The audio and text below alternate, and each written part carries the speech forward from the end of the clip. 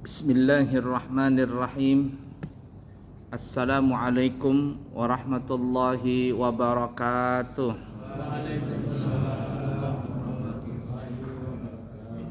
Alhamdulillahi rabbil alamin. Allahumma fasalli wa sallim ala sayyidina wa nabiyyina wa maulana Muhammadin Sayyidil anbiya'i wal mursalin wa ala alihi wa ashabihi wa azwajihi wa dhurriyyatihi wa man tabi'ahum bi ihsanin ila yaumiddin, amma ba'du. Bapak Ibu para jemaah sekalian yang disayangi Allah dan dicintai Allah, untuk mempersingkat waktu, mari kita lanjutkan pelajaran kita masih di dalam bab sunnah hari raya.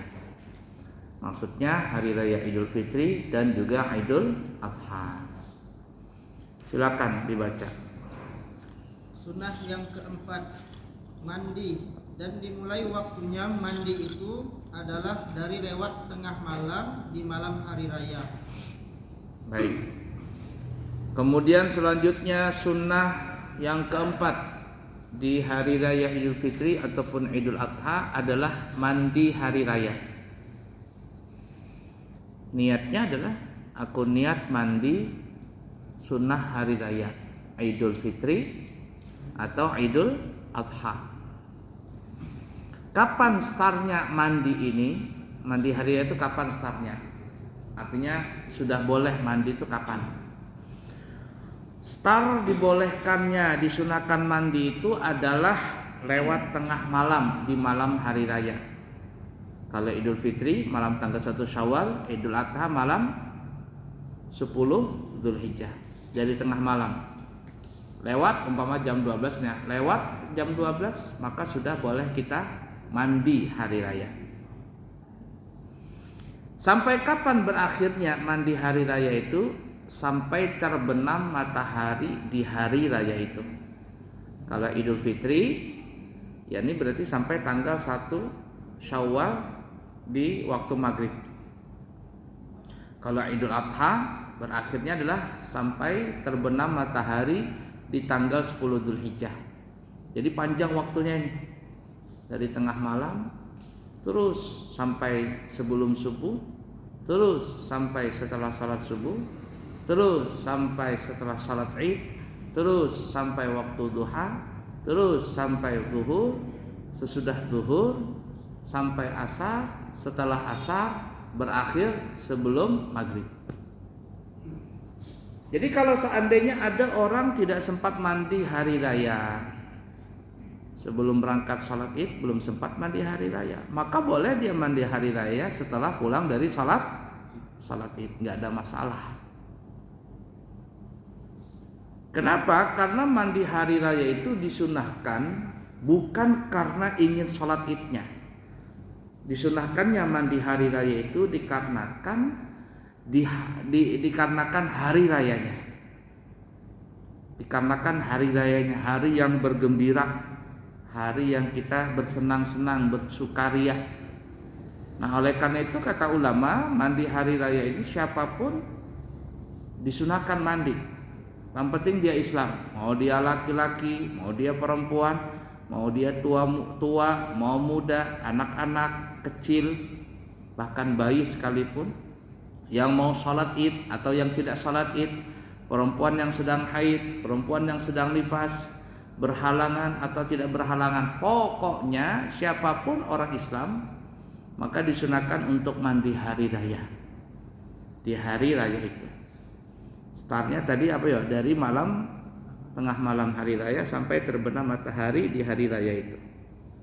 Mudah dipaham kira-kira ya? Nah, beda dengan hari Jumat. Kalau hari Jumat itu disunahkan mandi bagi orang yang kepingin salat Id.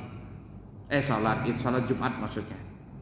Kalau yang tidak salat Jumat seperti orang yang musafir, seperti orang yang sakit, orang yang udzur syar'i, maka tidak ada disunahkan mandi Jumat. Kenapa? Karena mereka tidak salat Jumat.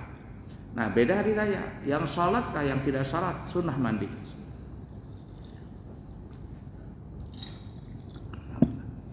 Kemudian salah satu hikmahnya juga waktunya panjang mandi hari raya ini, dari tengah malam yang kita sebutkan tadi ya sampai terbenam matahari.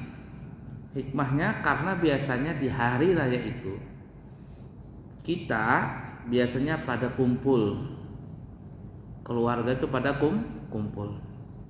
Apalagi yang punya anak cucu banyak, yang sudah jadi kai nenek. Biasanya kalau kita sudah jadi kai, sudah jadi nenek, wah kumpul tuh, anak kita kumpul, cucu-cucu kumpul. Yang biasanya rumah kita itu ruang tamu, sekarang bukan jadi ruang tamu, ruang tidur, berhamparan bantal di situ, ramai kan?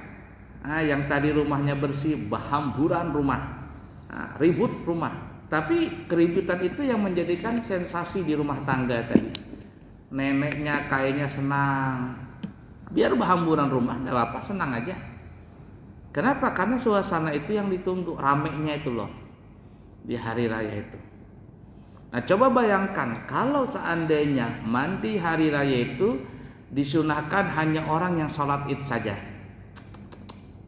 mungkin banyak yang tidak mandi. Ya, orangnya kumpul umpama sampai 20 orang, WC-nya cuma 1 atau 2. Mandinya sebelum salat subuh, sebelum salat id umpama. Tidak sempat waktunya. Kenapa? Karena yang mandi ada yang 10 menit, ada yang 1/4 jam. Belum lagi kalau buang hajat ini itu, tambah lama lagi. Nah, kumpul kita. Nah, itulah salah satu hikmahnya diberikan waktu panjang mandi itu. Dari tengah malam sampai terbenam matahari di hari raya itu. Jadi kita boleh milih mau mandi kapan. Mau mandinya kapan boleh. Tidak mesti sebelum salat id. Setelah salat id pulang boleh. Siapa tahu kan ada orang nggak sempat mandi karena WC-nya penuh, berantri nih. Ya sudah, selesai salat id boleh. Nah biasanya nenek-nenek kita, kai-kai kita itu ya, mereka mandi jam berapa yo? Mandi hari raya itu. Mereka bangun itu malam hari itu jam 3, jam 2 sudah bangun, mandi duluan dia. Mandi dulu semuanya. Habis itu apa lagi? Anak-anaknya mandi anak-anaknya, baru cucu-cucunya. Kalau cucunya nggak bisa bangun, nggak usah salat id. Nanti setelah salat id selesai pulang, baru cucunya disuruh mandi, pakai baju baru. Masih ingat dulu kita kecil ya, suruh mandi, baru pakai baju baru. Setelah pakai baju baru, selesai baju baru, kata mamanya, sana jalan, minta duit ke orang sana. Bertamu ke orang tetangga, assalamualaikum, assalamualaikum, masuk, minum, enggak katanya, cukup aja, mau salam aja katanya, salaman, ujung-ujungnya dikasih 2.000, 1.000 zaman dulu tuh, ya, 500 rupiah sudah banyak, 100 rupiah sudah banyak. Sekarang kan nggak main sudah itu. Mainnya berapa? 2.000, 5.000. Kalau orang kaya ya alhamdulillah 20.000. Nah itu hari gembira, maka disunahkan mandi. Baik, lanjut. Sunnah yang kelima, berhias dan memakai minyak harum. Dan itu disunahkan baik kepada orang yang mau melaksanakan sholat hari raya atau orang yang tidak mau melaksanakannya, baik kepada orang yang dewasa atau kepada anak yang masih kecil. Dan bagi yang ingin memotong hewan kurbannya, maka dia disunahkan agar tidak melepaskan segala perhiasannya kecuali sudah selesai memotong hewan kurbannya. Bagi perempuan-perempuan yang tua dan perempuan-perempuan yang sederhana, maka mereka semuanya itu disunahkan untuk memakai baju yang biasa-biasa saja. Dan adapun bagi wanita yang sangat cantik, juga para gadis, dan juga wanita yang sangat cantik, juga para gadis-gadis, maka yang lebih afdolnya adalah mereka itu melaksanakan sholat hari rayanya di rumah masing-masing saja. Nah, jadi setelah kita mandi, berhiaslah kita. Mandi tadi bersih-bersih, sabun, sampo, sikat gigi ya. Kalau yang ingin berkurban, jangan motong rambut, jangan motong bulu-buluan, jangan motong kuku. Kalau yang ingin berkurban, Dari kapan? Dari dia masuk tanggal 1. Kalau ada orang kepingin berkurban, tanggal 1 Dzulhijjah dia sudah ada niat katanya mau berkurban. Dari tanggal 1 Dzulhijjah jangan potong kuku, jangan potong bulu-bulu. Disunahkan seperti itu, jangan. Nanti setelah motong hewan kurban baru dia memotong kuku, motong rambut. Supaya apa ya? Supaya banyaklah bulu-bulu, rambut-rambut atau kuku-kuku yang terbebaskan dari api neraka. Karena orang motong hewan kurban itu akan terbebas dia dari api neraka. Nah, dimerdekakanlah dia, termasuk bulu-bulu tadi. Nah, setelah dimerdekakan sudah sah, baru dia motong kuku, rambut dan sebagainya. Tapi yang tidak berkurban, ya dianjurkan bebersih badan, ya. Bukan hanya mandi bersabun, tapi kalau ada umpama bulu-bulu yang agak panjang disunahkan untuk dipotong-potong. Ya, sunahkan dipotong. Setelah mandi memakai baju yang paling baik menurut masing-masing. Jangan menurut orang. Ini orang ini kan pakai baju sekarang ini apa ya? Menurut orang, kalau orang memuji dengan pakaiannya dia pakai itu, walaupun dia termasa tersiksa dengan pakaian itu. Ya, kata orang, bagus banget, kamu cocok dengan warna itu, cocok dengan model itu, dipakainya baju itu, walaupun dia merasa tersiksa dengan pakaian itu. Itu kata Ustadz siapa namanya itu, Saat Latif atau Ustadz Somad, jilbab sakaratul maut. Sekarang nggak ada lagi jilbab sakaratul maut. Terlilit-lilit lehernya dia, jarum pentul sini, jarum pentul sana, picik sini. Sebenarnya tersiksa dia seperti itu. Makan aja susah, karena lehernya tercekik. Kata leher. Tapi karena orang bagus kamu pakai itu, dia pakai itu. Jadi kita memakai pakaian yang paling bagus itu adalah menurut kesukaan kita, bukan menurut orang. Kalau orang komentar ini itu A, B, C dan sampai Z, itu urusan orang. Yang penting kita happy. Kalau kita senang, walaupun orang lain, kamu gak bagus pakai itu, biarin, orang yang pakai aku kok. Nah itu, tapi orang zaman sekarang terbalik, suka banget mencari perhatian orang, suka banget dengan pujian orang, walaupun dia merasa tersiksa dengan pakaian itu.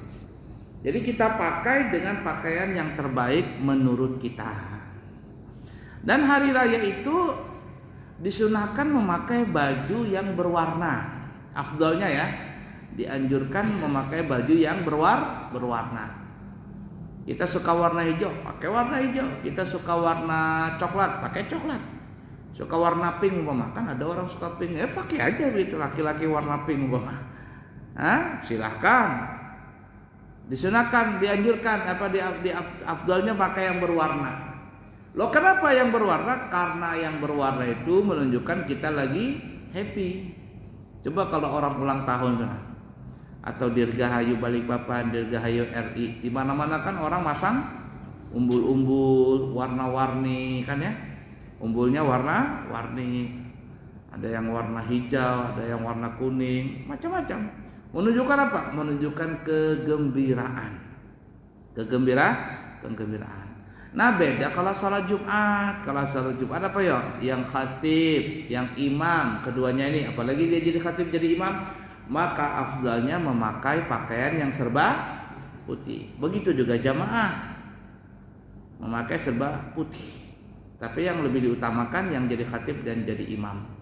Kalau sholat Jumat nih, jangan jamaahnya pakaian putih, khatibnya maka pakaian jas hitam, kopiahnya hitam, sarungnya coklat kehitam-hitaman, pas mimbarnya hitam, mikrofonnya hitam, tongkatnya hitam, mati lampu lagi, la ilaha illallah, gelap sama sekali di atas mimbar tuh. Salah-salah disangka orang genderuwo lagi khatib, hitam semuanya. Tidak, kalau Jumat dianjurkan maka yang putih. Tapi kalau selain Jumat, hari raya maksudnya yang berwarna. Juga khatib yang kalau pas hari raya pakai jubah warnanya warna biru, warna kuning, ini khatib nggak pas ini. Kalau hari raya baru pakai baju putih, terbalik. Hari raya gembira, dengan pakaian berwarna. Ya, kalau Jumat pakaian putih. Lalu apalagi? Memakai minyak harum. Bagi laki-laki pakai minyak harum. Apalagi? Apa tadi salah ngomong ya? Yang terbaik ya. Kemudian kata ulama, kalau ada yang baru, maka pakailah yang baru. Kalau ada yang baru, maka pakailah pakaian yang baru. Tapi kalau nggak ada yang baru, maka pakailah pakaian yang paling terbaik menurut kita. Karena disebutkan dalam riwayat ya, Nabi kita Muhammad sallallahu alaihi wasallam, kalau di hari raya beliau mengeluarkan baju jubah khusus yang terbuat dari negara Yaman. Mungkin waktu itu negara Yaman paling bagus memproduksi kain. Ya, memproduksi kain paling bagus. Jadi Nabi kalau hari raya pakai baju jubah itu. Menunjukkan apa? Ini hari gembira, hari spesial. Jadi spesial juga mengeluarkan baju-baju yang bagus. Boleh ya, ada satu keluarga, terus terang kami pribadi suka ngelihat orang yang satu keluarga, bapak suami istri anak ya pakai baju seragam ya, pakai warna coklat dan seragam. Yang tahun kemarin apa nih, warna sage warna apa namanya, abu-abu gimana itu, suatu keluarga pakai baju warna begitu. Nanti ketemu keluarga orang, sama warnanya. ketemu orang sama lagi warnanya ya, akhirnya malu-malu sudah warnanya sama ya kan ya. Ala kulli hal boleh satu keluarga dengan warna yang seperti itu, menunjukkan apa? Kegembiraan ya, pakai baju yang terbaik. Kalau ada yang baru maka yang baru. Kemudian apa lagi? Memakai parfum yang baik. Bagi laki-laki semuanya seperti itu disunahkan. Yang mau sholat kah, yang tidak sholat sama semuanya, bergembira dengan pakaian seperti itu. Kemudian adapun perempuan yang tua, perempuan yang sederhana atau yang tua, boleh mereka sholatnya di masjid atau di lapangan dengan memakai pakaian yang sederhana saja. Pakaian yang sederhana, jangan terlalu mencolok ya, emas dari kepala sampai ke kaki, emas berataannya. Sampai tasnya tas emas juga, jangan terlalu mencolok pakaian itu. Nah, kemudian adapun yang perempuan yang cantik sekali, terutama janda-janda, sekarang kan janda makin di depan nih ya. Janda semakin di depan, hidup janda katanya. Nah, ini janda-janda yang cantik-cantik ini bisa menggoda perasaan laki-laki. Nah, mereka-mereka yang mempunyai paras cantik atau anak-anak gadis, sebaiknya kata ulama itu tidak sholat di masjid atau di lapangan, cukup mereka di rumah saja. Kenapa? Untuk menjaga perasaan laki-laki ya. Tapi apa yang terjadi kalau sudah hari raya, ya Allah, nang kayak artis semuanya keluaran ya. Waktu sholat itu kayak nang kayak artis semuanya turun semua. Bismillah. Sholat subuh enggak? Sholat subuh tidak. Saya senang ya secara pribadi, masih kecil tuh tahun 90, 80, 90 itu senang sekali ngelihat hari raya itu. Kalau sudah orang hari raya itu, terutama orang-orang Bugis yang sudah pernah pergi haji itu, nah itu dia pakai apa namanya ini, baju jubah kekelawar. Tahu baju jubah kekelawar nang ya, jubahnya Imam Masjidil Haram kan. Dia keluarkan itu pakai surban merah, pakai igal, jangan orang kita igal yang kayak tali di kepala. Bagus, saya senang, terus terang pribadi senang itu ngelihat itu. Jadi ada sensasi gimana gitu hari raya itu. Ya, subhanallah. Tapi sekarang sudah banyak nggak pakai itu. Ya. Apalagi pakai sarung baru, baju baru. Bahkan saya pernah itu salat. Ada orang terlambat datang, pakai sarung yang apa? Sarung Bugis yang kresek yang kayak licin itu, kayak sutra. Lewat di depan saya, capnya aja nggak dibuang ya. Ini loh, cap sarung itu nggak dibuang.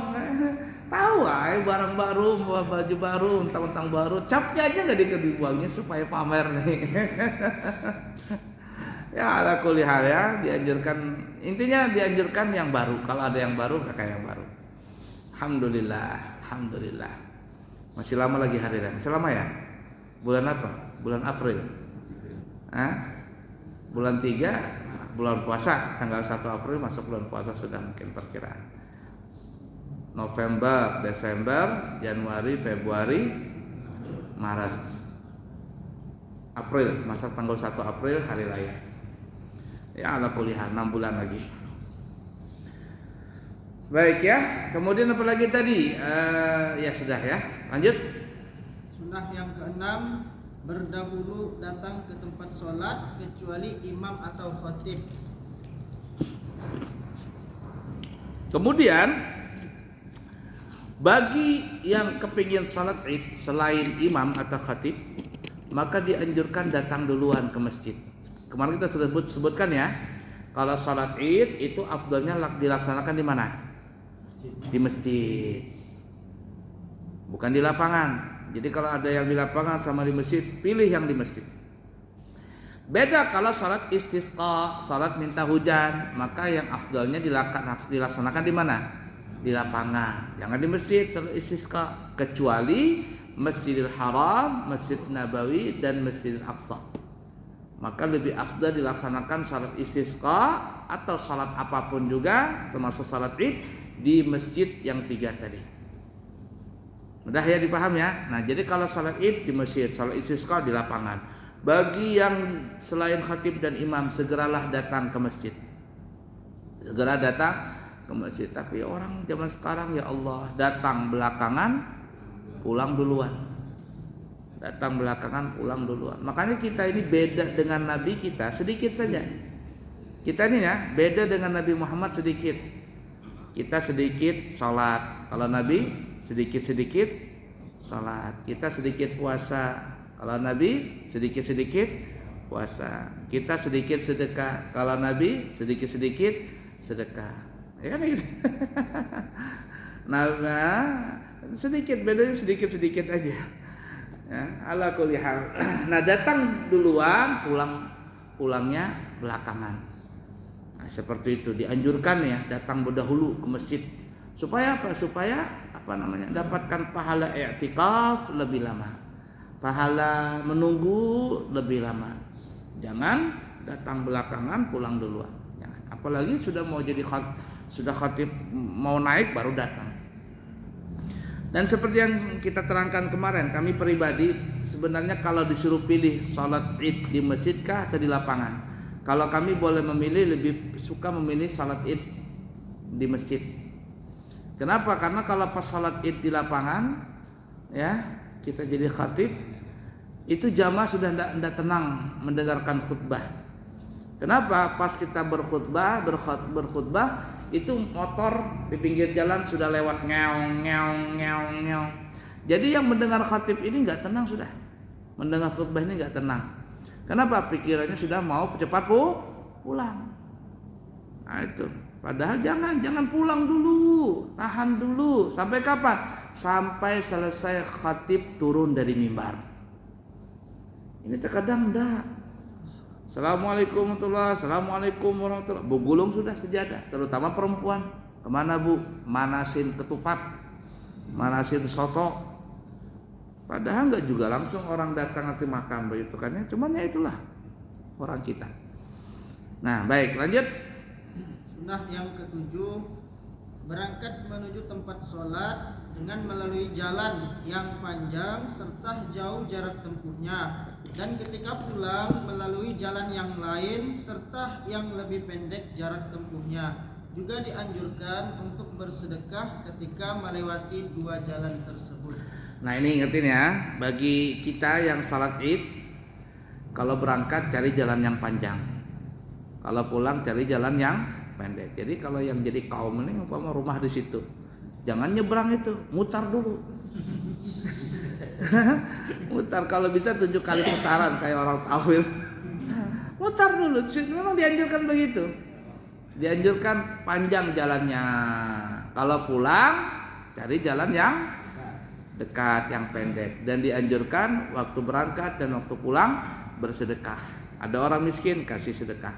Kalau nggak ada, masukkan kotak infak. Ya, kalau nggak ada juga bagi-bagi ampau. Kalau nggak ada juga, kita ngajakin orang makan. Makannya di rumah dulu, selamatan. Nah itu ya. Tapi terus terang kalau saya pribadi, walaupun pulang berangkatnya jauh, pulangnya lebih jauh lagi. Kenapa lebih jauh lagi? Karena itu tadi diundang selamatan, nanti pas sampai ke rumah sudah kenyang. Udah makan Kak? Sudah makan. Kata istri sudah makan? Sudah. Berapa kali makan sudah ini? 2 kali, 3 kali. Jadi gitu kan ya, kita selesai khutbah gitu, nanti ada yang undang. Pak Kiai singgah dulu selamatan, baca doa selamat, singgah makan dulu. Baru makan ada lagi, nanti habis ke rumah saya ya. Iya lagi, makan lagi. Ya, nanti makan lagi. Pulang ke rumah sudah kekenyangan semuanya.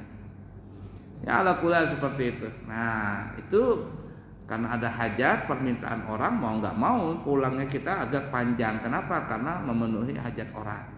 Tapi kalau seandainya kita tidak ada keselamatan, diundang orang nggak ada, pulang cari jalan yang pendek. Untuk apa? Biar cepat ketemu dengan keluarga, bersilaturahim dengan keluarga, saling maaf-maafkan di hari raya itu. Makan bersama. Saya terkadang agak gimana juga sama istri itu kalau datang tuh sudah disediakan makanan tapi kita sudah makan gimana? Yang repotnya pas pulang bukan ndak bawa makanan, banyak makanan nih. Nah dikasih orang nih berantang-rantang, apa kita mau masak? Kadang saya bilang nggak usah masak hari ini, nggak usah kata saya. Tapi karena dia kepingin bikin masakan ya sudah. Kata saya nggak usah, ngapain bikin masakan? Lihat aja nanti banyak dapat makanan tuh. Pulang saya, berapa kresek ini? Ada ketupat, ada lontong, ada soto. Apalagi ini, siapa yang mau makan banyak begini? Ya ala kulli hal ya. Nah, kadang tuh saya tidak mau bikin masakan. Saya suruh jangan bikin masakan. Hari raya nggak usah. Kita makan-makan aja di tempat lain. Nanti hari kedua, ketiga, keempat baru kita bikin masakan. Karena nanti ada keluarga yang datang. Hari ketiga, hari kedua datang keluarga tuh. Di situ kita bisa masakan. Kalau hari pertama kata saya ini saya pribadi ya, nggak usah bikin masakan. Karena banyak makanan nanti dikasih orang. Ya ala kulli alhamdulillah. Baik, lanjut. Sunnah yang ke-8, melambatkan waktu pelaksanaan salat Idul Fitri agar memberi kesempatan kepada orang-orang yang belum mengeluarkan zakat fitrah sebelum salat dilaksanakan. Kita sudah bahas kemarin ya, kalau salat Id dianjurkan untuk memperlambat. Makanya ada sebagian tempat salatnya itu ada jam 8 pagi. Ada jam 8 pagi, ada saya salat di Gunung Tembak itu. Tak pikir kayak biasa aja di Balikpapan. Datang saya jam 6:30, nggak ada orangnya di masjid. Kata saya kemana ini orang? Cuman takbiran kaset. Kata saya mana orangnya? Di sini gurai jam 8 salat Idnya. Nah, kenapa nggak ada bepadah kemarin? Orang bepadah kita mah ngantuk-ngantuk nungguin jamaah ini datang nih. Jam 8 baru salat Idnya. Tapi ala kuliah memang dianjurkan kalau salat Id, Idul Fitri ya berlambat. Itu kalau masih ada orang yang belum bayar zakat fitrah nih. Tapi kalau sudah beres semuanya, segera salat jam 7 sudah. Nah, kalau Idul Fitri beda Idul Adha. Kalau Idul Adha disunahkan untuk segera. Tapi kalau kita ini ya mau Idul Fitri kah mau Idul Adha biasanya jam berapa startnya? Jam 7. Dan seperti yang kita sarankan kemarin, siapapun juga terutama panitia Idul Fitri, PHBI Hari Raya Idul Fitri, itu kalau bisa pengumuman wali kota, pengumuman panitia kurban, pengumuman panitia zakat itu diumumkan jangan jam 7 pas, jangan 20 menit kah sebelum jam 7 atau setengah jam lah sebelum salat Id sudah diumumkan itu. Pengumuman zakat, hasil zakat sebutkan bla bla bla bla bla bla bla sebutin. Enggak usah terlalu terperinci banget disebutin namanya satu-satu, telah berzakat haji fulan, saja fulan. Waduh, banyaknya segini berapa lembar, makan waktu.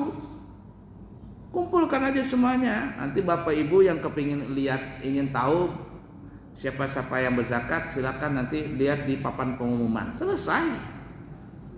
Apalagi sekarang ini tidak lagi pakai tidak lagi pakai papan pengumuman, dia pakai TV terkadang yang sudah yang agak bagaimana ya, agak modern lah.